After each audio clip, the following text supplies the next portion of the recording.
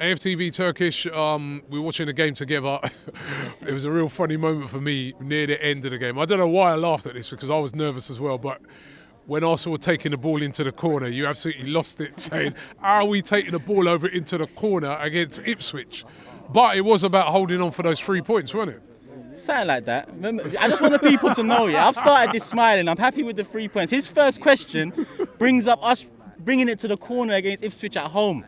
I can't smile when we're talking about that because I don't get it. Well, it's about seeing out the win, isn't it? I've never seen champions take it to the corner flag against newly promoted sides. There's a mentality, like, we're struggling at this moment. We won 1-0, it's 3 points, but we've got 2 massive away games coming up next, and it would have been nice to get more out of today, get more moments, get more patterns, get Ranieri out there, try a little something different, get more shots on target, goals. In the end, it was 1-0 and we're bringing it to the corner flag at the end of the game. And to be honest with you, Ipswich had a couple moments where if they scored, we would have got what we deserved with that mentality. We were, in the end, holding on to a 1-0 win against Ipswich at home. And I'm saying holding on, Ipswich didn't barrage our goals with shots and problems. They had a shot. Yeah, they didn't have a shot on target, but it's more my worry about us moving forward into 2 massive games. Brentford and Brighton away.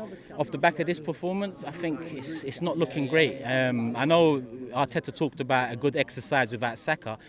I feel like he went a bit safe with the lineup. I thought I would see Ranieri in there in some way, shape or form. We didn't.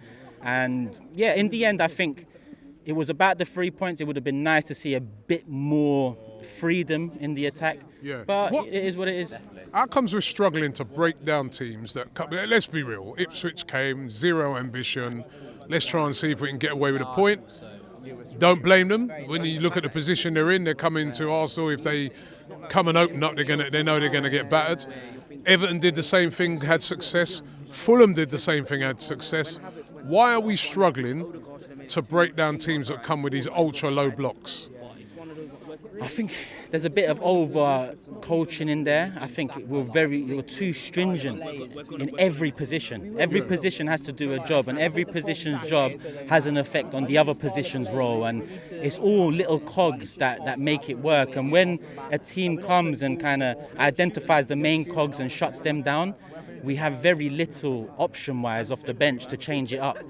So I think that the summer window comes to play here, where you need to refresh the attack, give the opposition something new to think about. We didn't do that. They know we're heavy on the right. Saka, Odegaard, we're weak on the left. They know that now. So I just think it's a conundrum that only a transfer window can overcome at this moment in time, because we haven't got the personnel to change it up wholeheartedly and expect better performances in the final third. So we've got a transfer window now. Yeah. Right, we were doing the starting 11 earlier. You suggested 2 names. Viktor Gyökeres or Viktor Osimhen, the two Victors, right? Number 1, do you think we'll get any of them? And number 2, which one would you get out of those 2? I want Viktor. That's all I know. Yeah? Viktor with a K or Viktor with a C. I don't really mind. Both Victors upgrade our attack. Who would I prefer? Give me Gyökeres. But if he doesn't want to move halfway through the season, if there's trouble there, then Osimhen.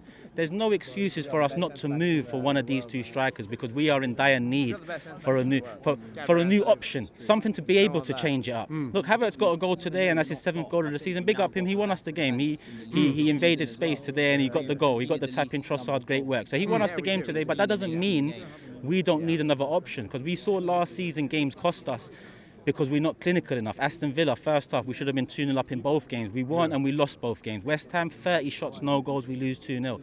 Fulham, these are the games last season that cost us in May. Yeah. And May is what really matters.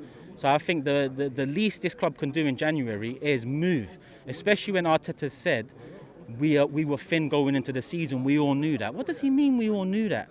You can't admit that we are thin going into your 5th year and also with the same mouth say best owners in the world. Which one is it?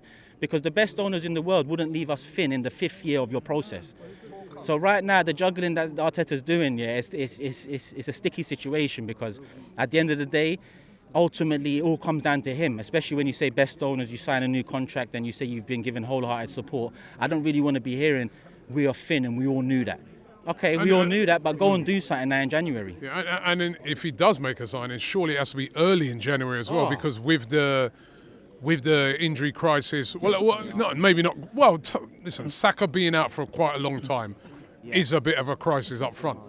It is, but you know what? We're blessed this January with the age-old question can be put to bed. Anytime I say we need to move in January, we need to buy, they're not available. Can you get them midway? There's none of that talk. Viktor Gyökeres, release clause. Victor Osimhen, release clause. Ademola Lookman, release clause. Arda Güler, Brahim Diaz, one of them are available for loan. All 5 of these players upgrade this attack. Now, they can do a shrewd job and bring in one signing, be it an 80, 60 mil striker, and bring in a loanee. Colin Mawani as well is another one that we're talking about. Please don't bring that guy to me. I will, no, you're not having him. No, I'm not having him. No. He's not the level. 5 years in, Colin Mawani can sign for West Ham as well. Like, I want a certified bagsman. Certified. I want one of the hottest properties because I wasn't raised in the be excited era. A lot of young fans were. I was raised in the we're moving into the Emirates to compete with Bayern Munich era. Yeah? That's the bullshit I was raised on. So I know people listen to me now and think, he's so unrealistic. This ain't FIFA. Well, on FIFA, you don't buy 6 centre-backs over 2 years either. On FIFA, you don't buy 6 goalkeepers either. I know it's not FIFA. But we're in a position now where we need at least 3 attackers in the next 6 months. If we can get 2 of them knocked off in January, 1 being a loan, it makes our summer even easier. If we don't, we need a backup to Odegaard in the summer. We need a backup to Saka in the summer. We need 1, potentially 2 left wingers. We need another 8, and we need at least 1 striker. We're leaving ourselves with a hell of a lot to do again. And you can't be leaving yourselves with a hell of a lot to do in your 5th, 6th year. What are we? A football club, or are we a creche, a nursery? Like what? Everyone seems to be gaining experience, whether it's the manager or the young players. Forget all that now. Get over the line. It's not about learning and good exercises anymore. It's about getting over the line. So big up, 3 points. Happy New Year. 1st of January, we play Brentford.